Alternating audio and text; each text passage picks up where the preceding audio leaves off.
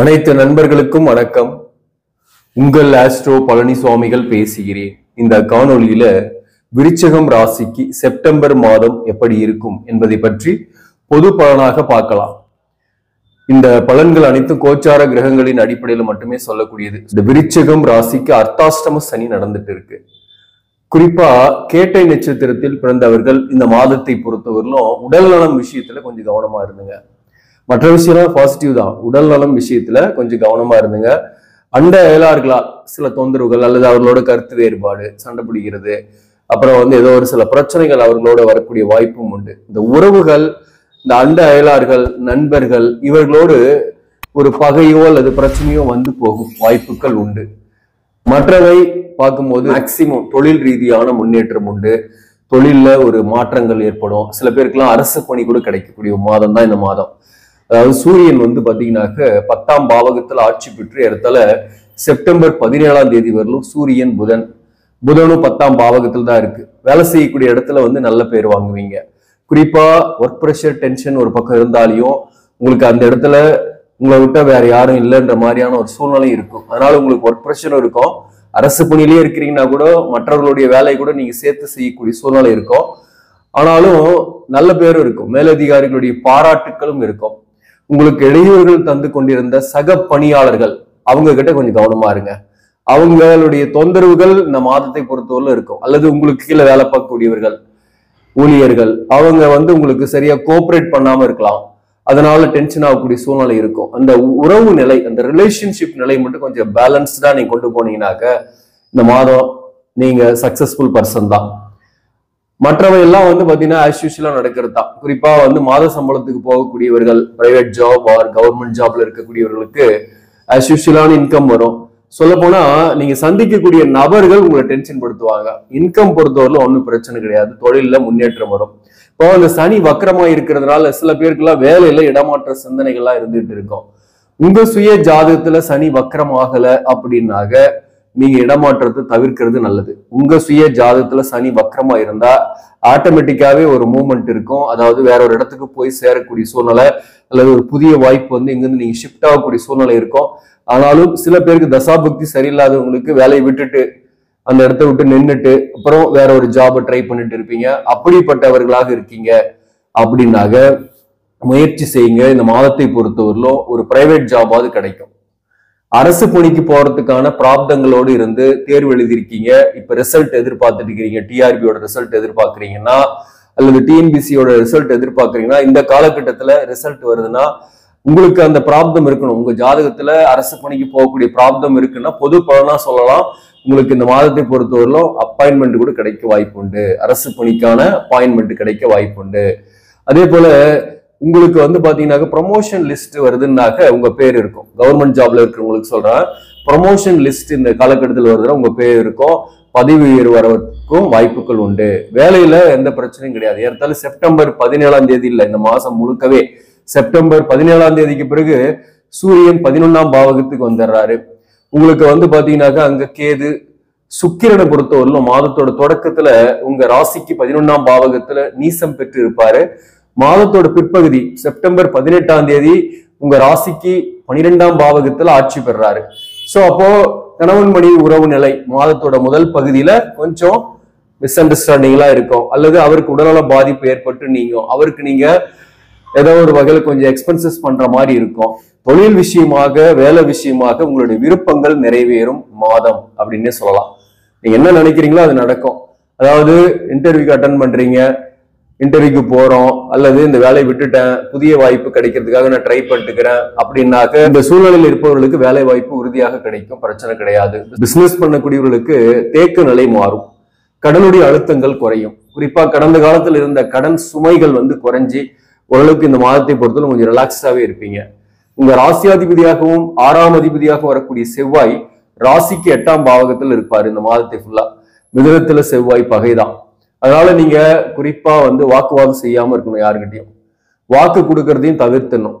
குறிப்பா கமிஷன் தொடர்பான தொழில் இருக்கிறீங்கன்னாக்க உங்களுக்கு எல்லாம் நல்ல ஊதியங்கள்லாம் வரும். அதுக்கான இன்கம்லாம் நல்லாவே இருக்கும். ரியல் எஸ்டேட், உணவுத்துறை இந்த சார்பான தொழில், அலைச்சலோடு பணிபுரியக்கூடிய தொழில், அரசு பணியில் இருப்பவர்கள், அதே போல விவசாயம் சார்ந்த தொழில், ஜவுளி, ஆடை ஆபரணம் சார்ந்த தொழில் இந்த மாதத்தை பொறுத்தவரை சிறப்பாகவே இருக்கும்.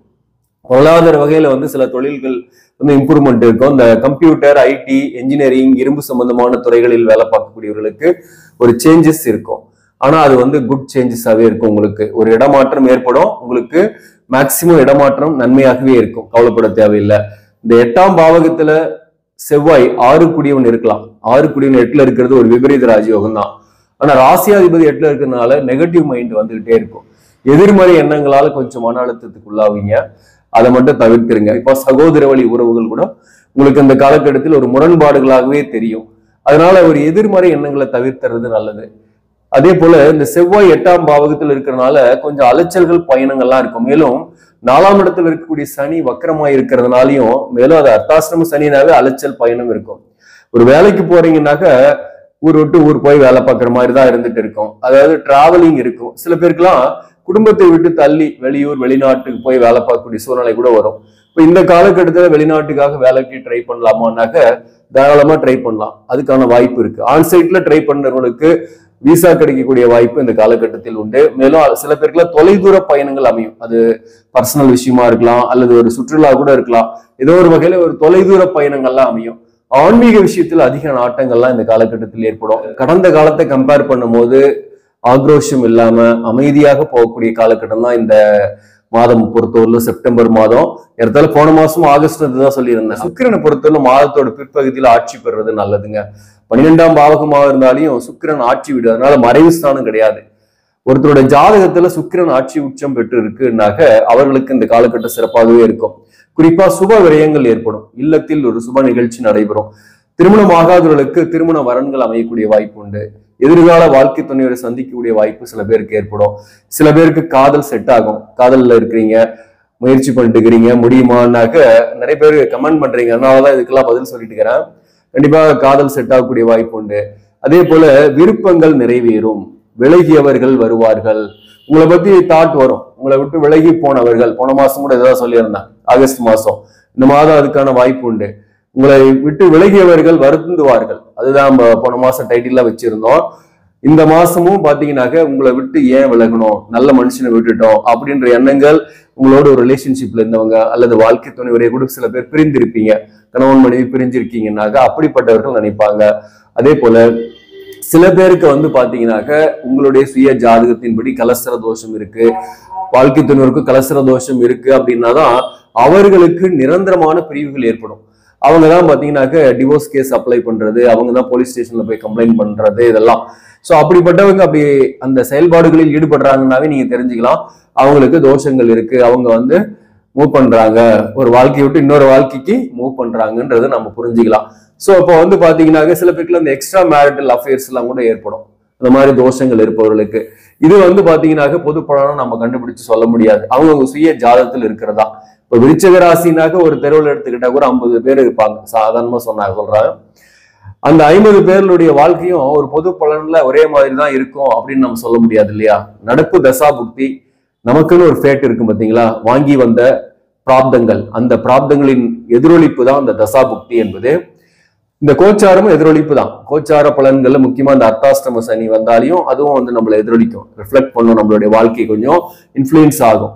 குறிப்பா வந்து பாத்தீங்கன்னாக்க அது ஒரு 10% தான் இந்த கோச்சார பலன்கள் என்பது. 90% நம்மளுடைய தசாபுக்தி பலன்கள் நம்ம ஜாதகத்துல என்ன கொடுப்பன இருக்குன்றத கண்டுபிடிச்சு அதோட ரிஃப்ளெக்ஷன் தான் தசாபுக்தி பலன்.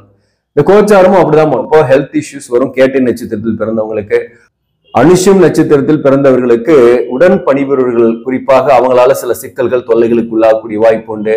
அதே போல தந்தையால் சில பேருக்கு எக்ஸ்பென்சஸ் ஆகும், அல்லது தந்தைக்கே உடலான பாதிப்பு வந்து போகும், அல்லது தந்தைக்கு உடன் கருத்து வேறுபாடுகள் இருக்கக்கூடிய வாய்ப்பும் இந்த காலகட்டத்தில் ஏற்படும். ஏன்னா இந்த சூரியனும் சனியும் மாதத்தோட தொடக்கத்துல சமசப்தமமா பார்த்துக்கும். அதனால வந்து பாத்தீங்கன்னா ஒரு மிஸ் அண்டர்ஸ்டாண்டிங்கோ அல்லது வந்து அவர் ஹெல்த் இஷ்யூஸோ வரக்கூடிய வாய்ப்பு உண்டு.